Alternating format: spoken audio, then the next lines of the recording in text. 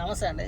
గుడివాడ అమర్నాథ్ని మనిషి అనే కంటే పశువు అనడం మెరుగేమో. నేను ఎందుకు అంటున్నానంటే ఈ మాట, మొన్న వంగలపూడి అనిత గారిని ఉద్దేశించి నీచాతి నిత్యంగా మాట్లాడాడు. చాలా ఘోరంగా మాట్లాడాడు.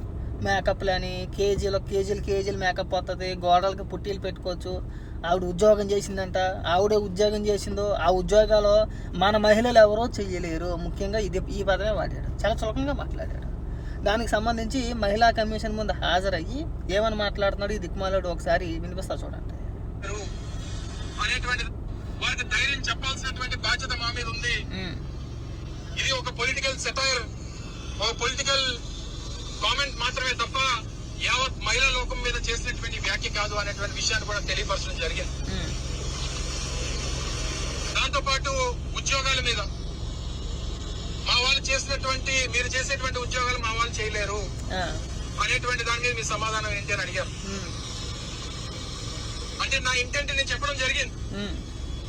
నా ఇంటెంట్ వారు చేసినటువంటి ఉద్యోగాలు చేయలేరు అని అంటే, మీకు ఈ రాష్ట్రంలో హోంశాఖని మీ చేతిలో పెట్టి 2 సంవత్సరాలుగా మీకు బాధ్యత అప్పచెబితే చెప్పినటువంటి పని చేయడం మానేసి మిగిలిన వాటి మీద పెట్టినటువంటి శ్రద్ధ శాఖ మీద పెడితే బాగుంటది. మీరు చేసేటువంటి అటువంటి ఉద్యోగాలు మా వాళ్ళు చేయలేరు అనేటువంటిది నా ఉద్దేశంగా చెప్పడం జరిగింది. అందులో మళ్ళీ ఉద్దేశాలు దేనికిరా పారంపోకు, అంత ఇండైరెక్ట్ గా చెప్పాల్సిన కర్మ ఎందుకు? డైరెక్ట్ గా అదే పదం ఆ రోజే చెప్పచ్చు కదా. అదే పదం ఆ రోజే వాడితే అయిపోయేది కదండి. మీరు చేసే ఉద్యోగాలు మా మహిళలు చేయట్లే, మా ఇంట్లో వాళ్ళు చేయట్లే, మా ఆవిడ చేయలేదులే, మా అమ్మ చేయలేదులే, ఈ పారంపోక డైలాగులను ఎందుకు కొట్టారండి మీరు ఆ రోజున? మళ్ళీ ఇంటెన్షన్ అట్ట, నా ఉద్దేశం అది కాదు. మరి నీ ఉద్దేశం అది కాదన్నప్పుడు డైరెక్ట్గా స్పష్టంగా, అమ్మ మీరు మంత్రిగా పనిచేస్తున్నారు, మీకు శాఖ ఇచ్చింది, మీరు ఆ శాఖకు సంబంధించి ఏదైనా చేస్తుంటే కనుక ఆ శాఖకు సంబంధించి చెప్పండి అని చెప్పేసి ఆ రోజే చెప్పొచ్చు కదా. మళ్ళీ ఇక్కడికి వచ్చి వివరణ అట్టండి, మళ్ళీ పనికి మళ్ళీ ఏదో లాజిక్లని చెప్పుకోతున్నారు ఇక్కడ. ఆ రోజున ఇంకా మాట్లాడాడు. ఏమని మాట్లాడాడు? నేను వాడేసిన బుల్లెట్ ప్రూఫ్ కార్లు మీరు వేసుకొని తిరుగుతున్నారు. మీ బాబు సొమ్ముతో కొన్నావా? మీ అబ్బ సొమ్ముతో కొన్నావా? ఎవడమ్మ మొగుడు సొమ్ము? ప్రభుత్వ సొమ్ము, ప్రజల సొమ్ము కదా. కనీసం ఇంగిత జ్ఞానం లేదండి మీకు. పైగా మీరు మా దరిద్రానికి మంత్రులు, పైగా మంత్రులుగా చేసేశారు మీరు. ఇంకా మాట్లాడుతున్నాడు, ఇంకా చాలా ఉంది, వినిపిస్తామనండి. దాన్ని అనేక రకాలుగా చాలా మంది పర్సెప్షన్ తీసుకున్నారు. చాలా మంది చాలా రకాలుగా దాన్ని ఊహించుకున్నారంటే వారెవరో ఊహించుకున్నటువంటి దానికి నేను బాధ్యుని కాదు.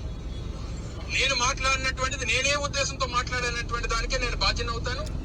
పోరంబోకి చాలా మాట్లాడినాం కానీ ఇలాంటివి ఈ అతి పేలాపం తగ్గించుకుంటే బాగుంటుంది. నీకైనా లేదంటే నీ వెనకాల ఉన్న తొత్తికాయలకైనా గతంలో లాగా మేము బూతులు మాట్లాడుతున్నామంటే కోసిపాట దొప్పుతుంది. బాగా గుర్తుపెట్టుకో.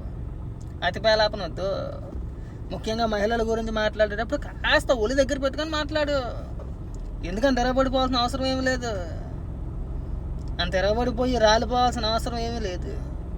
మీ బుద్ధికంతా కూడా ఎంతసేపు మహిళల్ని బూతులు తిట్టాలి, లేదంటే చంద్రబాబు నాయుడు గారినో, లోకేష్ గారినో, పవన్ కళ్యాణ్ గారినో బూతులు తిట్టేయాలి, ఓ పక్కన జగన్మోహన్ రెడ్డికి బంద్ చేసేయాలి. మన ఎదో బతుకంతా ఇంతే కదేటి. మనం ఏం చేసి వచ్చాం కాదు. ఇన్ని లాజికల్ మాట్లాడుతున్నావు కదా. నువ్వు మంత్రిగా ఉన్నప్పుడు నీకు శాఖ ఏడ్స్ వచ్చింది కదా. అప్పట్లో నువ్వు మంత్రిగా ఉన్నప్పుడు నీ శాఖకు సంబంధించి నువ్వు చేసిన పనులు ఏమైనా ఉంటే గట్టిగా పట్టుకొని చెప్పగలగాలి.